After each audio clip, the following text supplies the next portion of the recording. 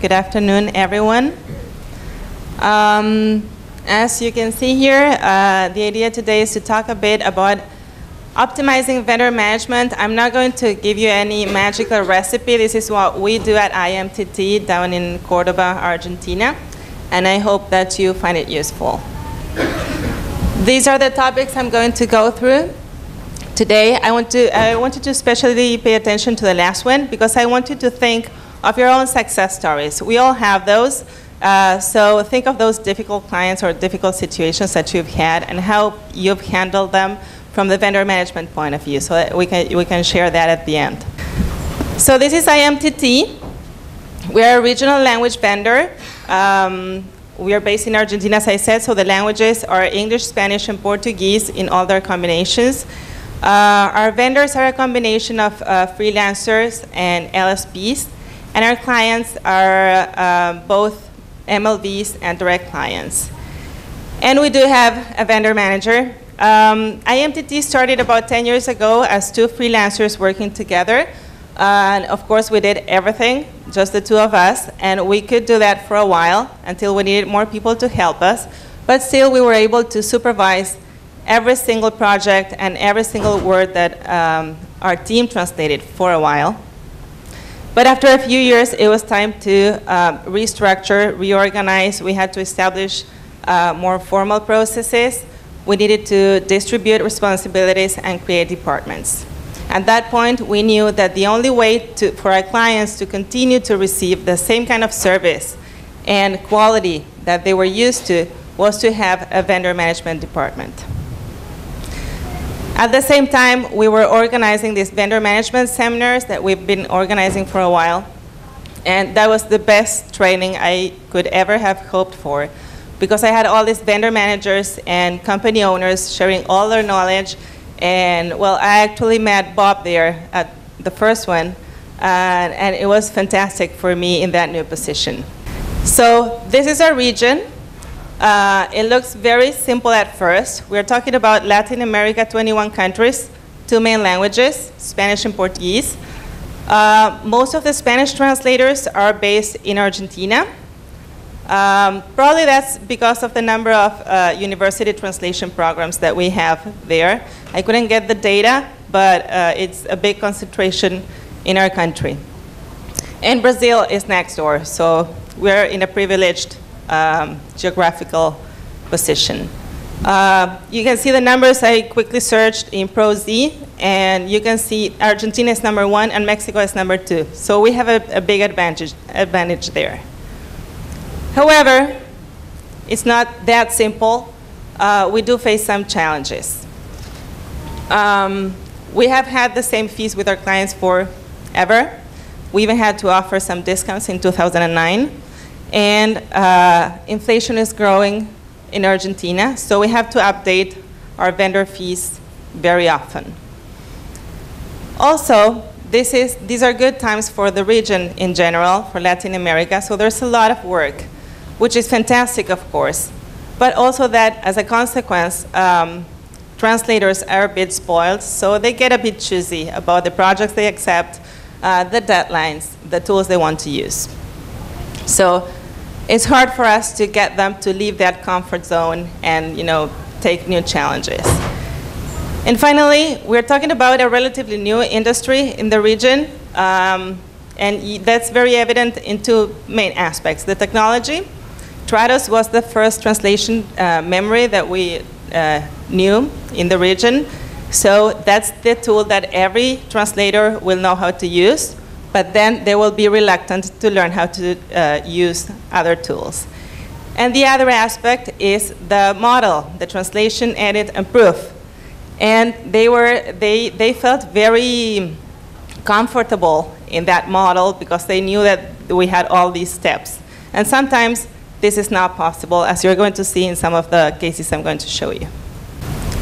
So this is how we see vendor management, or what we do at IMTT. I'm not going to go much deeply into recruiting because the WHP ladies, I don't know if they're here, they're giving a presentation exactly on that tomorrow. It's at 5 to 10. And they have a very nice recruiting process. But what happened in the past few years is that we needed to make available resources faster, in larger numbers, and we needed better quality as well. Of course, we do have a screening process. We just check for, we try to keep it very simple, paperwork to a minimum. We check for experience, tools, fields. We look at the way they prepare their CV, which tells a lot about the person and the professional. And we ask for references. We don't have tests. I know there's a lot of debate on that.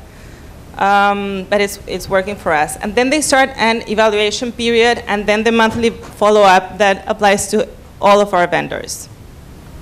We try to remain open-minded when doing the recruiting, and what I mean by this is that we don't look for one type of linguist that is like the ideal profile, because probably that ideal linguist won't work for all of our clients. So we need to find to align with the real needs that we have. So I work a lot with sales and project management to be aware of that. Regarding evaluation, we do have a feedback form. It's based on Lisa. Mauro from Terralingua helped us a lot when we wanted to start with that. It's not exactly the same, but it's something similar. That's completed for every project. So we can do a monthly follow-up with the results of all those feedbacks and take actions. So we can rearrange teams. We can offer different roles and responsibilities within the teams. We can offer better fees as well if they're doing really well. And of course, we can decide to stop working with some people. Regarding technology, what we do is, of course, analyze the technology that is available, but also analyze what the best tools are for each of our clients. We keep our vendors, our team, informed of all the available technology and their different features. This is very helpful because we've realized that the more information you give them, the better prepared they will be to understand and adapt to your needs in the future. They need to know.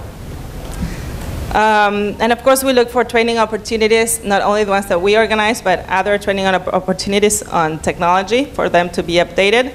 And we try to get them discounts from the technology vendors. We work to find the right model for each account, and we frequently revisit our own processes to make them more efficient. Regarding training, we have the open events, our conferences and seminars, but we also organize 1 or 2 webinars every month, and there we give them information and training on processes, technology, the tools that we're using, linguistic aspects, anything that comes up that is really important for them to know and use. And we believe in relationships in the long term with our vendors, so we work a lot in that. Communication is essential for us, so we do that with mailing lists, with mailings, regular mailings, calls, surveys. As I said, we give them information not only about technology, but industry trends and anything that will have an impact on their work. And rewards, not only recognition, not just saying that they're doing a good job. We do have our IMTT awards, which they love, and we have even also cash prizes that we give out every year, and that's based on productivity and quality. Let's have a look at the first story I want to share with you. This client manufactures heavy-duty construction and transportation equipment, and this material is intended for engineers, not for users. And they have the very large volumes in very short times, and at the beginning, part of the negotiation was because we knew that they were looking for competitive rates.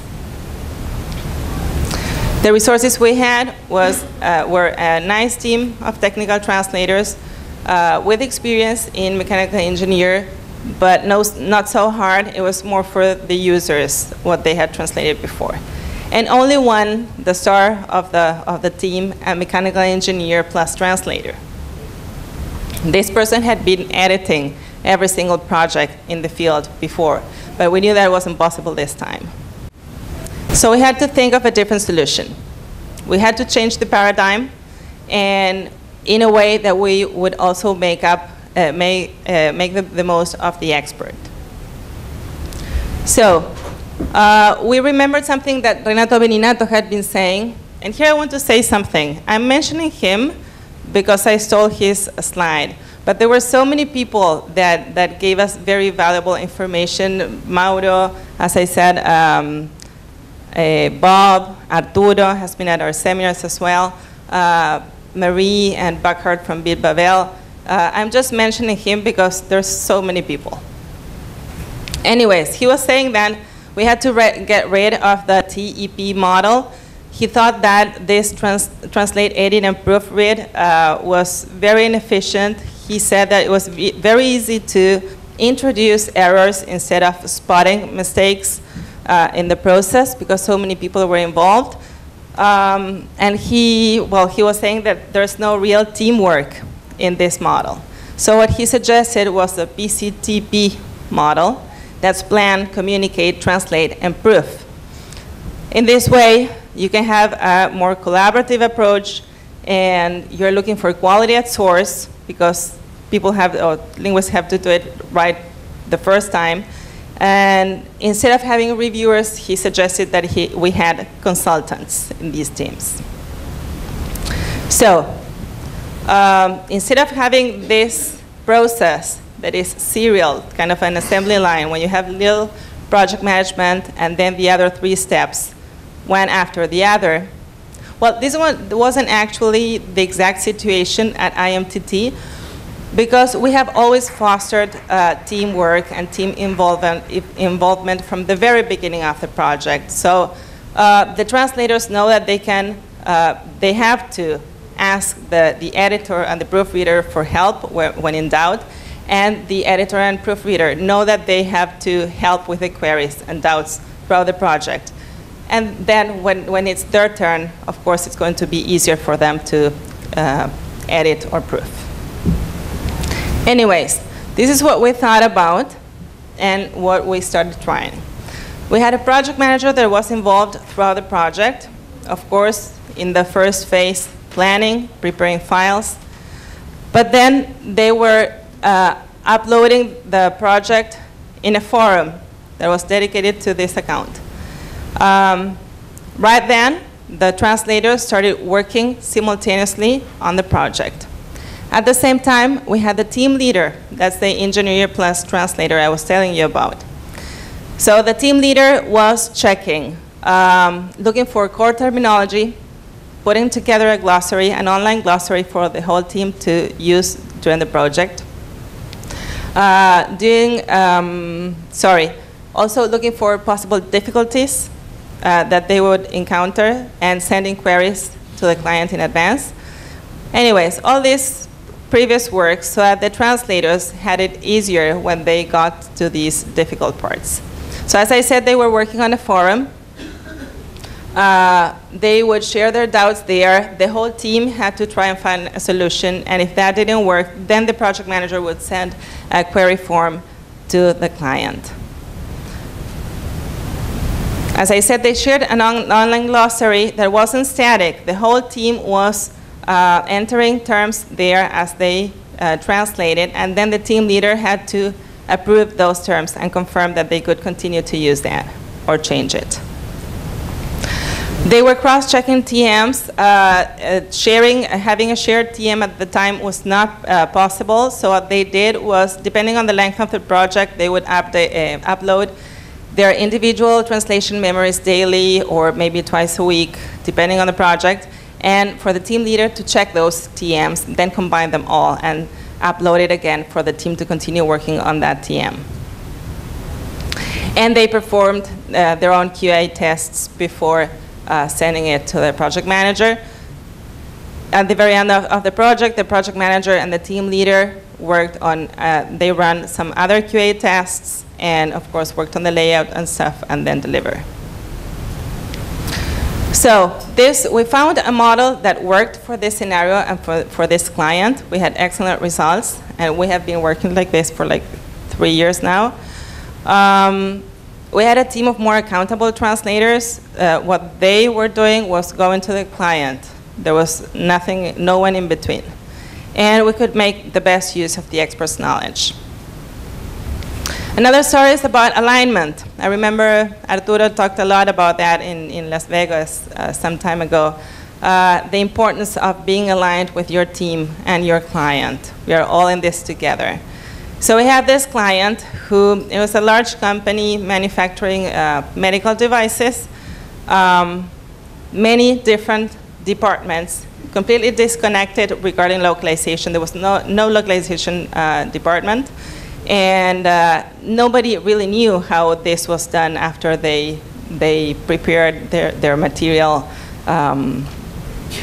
in the source language. They had no idea what CAD tools were. And you could tell by the awful files that they were sending us. We had from, of course, non-editable images. They have these templates they had been using forever that they were all corrupted. They would send files with track changes in 3 languages. And we just didn't know what they expected us to do. So we had to ask, and this was for translation, this was for editing, and they forget about it. As I said, these were medical devices. Urology implants is what they manufacture.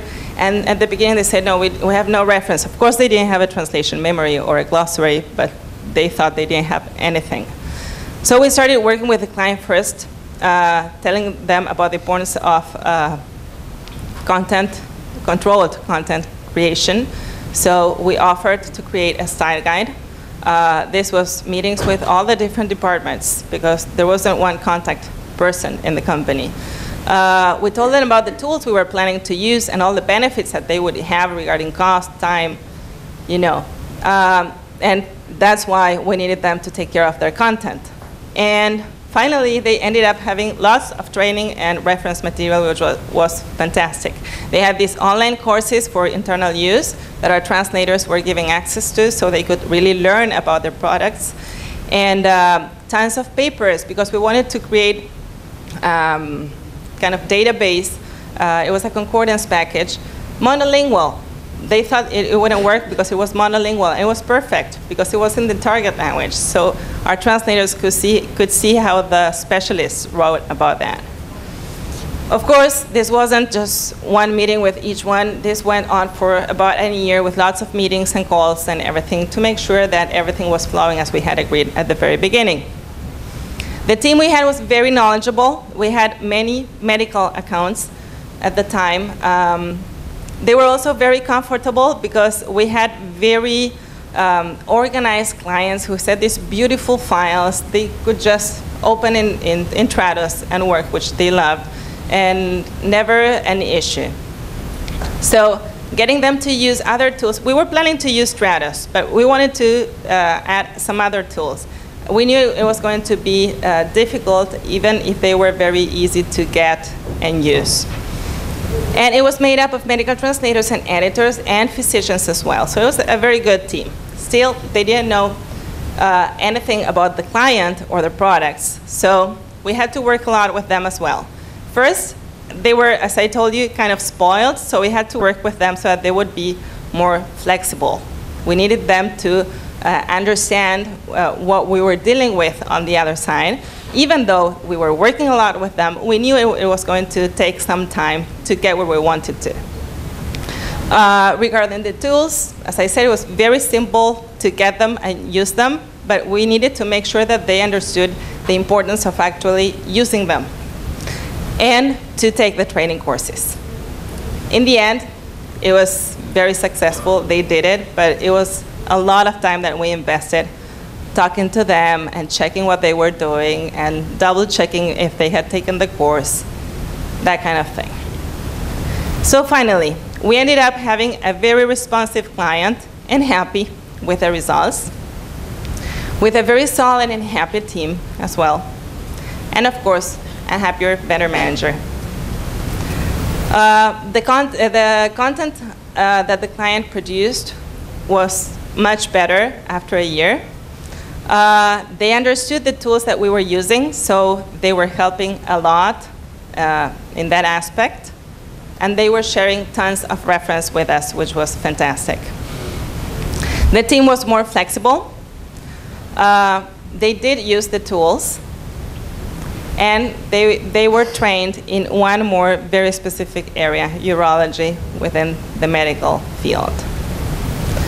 And finally, I'm just going to compare two clients. They appear very different at first, but we ended up realizing that regarding vendor management, they weren't that different. So client A is an international institution. They sent this very nice, really beautiful writing, high level, formal, impeccable writing. They wanted TEP. They do have a localization department, so that's what they wanted. And they have lots of reliable reference,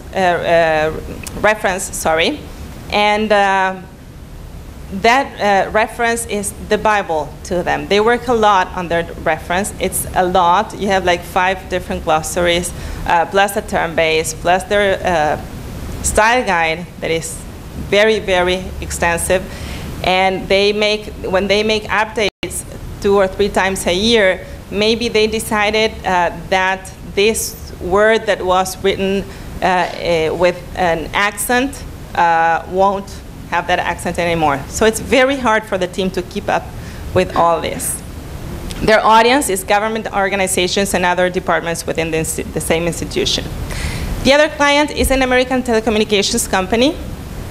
The material that we had to translate for them is informal marketing material for young people. They asked for translation, editing, and proofing. And when we asked for a reference, they said, okay, we do have a website, but that's the only thing that we can offer. Okay. And their audience is non-English speaking Latinos in the US, and they were asking for 8th grade reading level. So we started working, putting together the 2 teams. For the first client, we wanted linguists with excellent linguistic knowledge and writing skills as well, because we wanted to really convey that really high level of writing that they had in the source. And they have to follow every single reference, as I said before. For the other client, we wanted a team that was aware of the Latinos' communication needs and mindset. When I say Latinos, I mean the Hispanics living in the US. They had to know what they were doing, and they had to be able to leave linguistic excellence aside. So we had this team for client A. TEP worked perfectly. At the beginning, we even added an extra step that was QA sampling, making sure that all the different references had been followed, because we knew how important that was for the client. And we ended up with a fantastic, it was a great team at the beginning, and throughout, I think it's been 2 years, they're doing fantastic, excellent quality, and the client is very happy with them. On the other hand, the TEP was not such a good idea for the other client. And we just couldn't understand why at the beginning.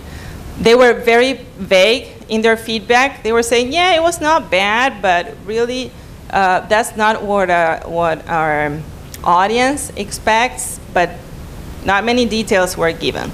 So finally, we had a call with the client and the team, and we came to understand that what they wanted was exactly what they had in their ugly, horrible website. They wanted something that read Spanish, but sounded exactly like the English, you know, the same structure, and the more transparent the terminology, the better, okay? If, I don't know, to move from one place to the other, to change address, would be mudarse in Spanish, like the first option you think of. They wanted mover, because mover is more similar to move. And that was the kind of thing we had to do in all their material. So we decided to start again. We put up a team of translators only, very good translators who could understand that. Many of them had lived in the States. That helped a lot. And we got rid of editing and proofing. And the results were much better. And the client was very happy. We saved money, and everybody was happy. But it took some time. So this is what I was saying at the beginning of this story. This was not for linguistic divas. In the first case, it was very nice language, but they had to follow every single difference. No room for creativity there. And the same happened in the second case, only in a very different situation. So this is part of our team. I like to show them every time because it's a very nice group of people. We have a lot of fun. I wrote something there. We believe in that. I think those are really the pillars of our vendor management approach in IMTT.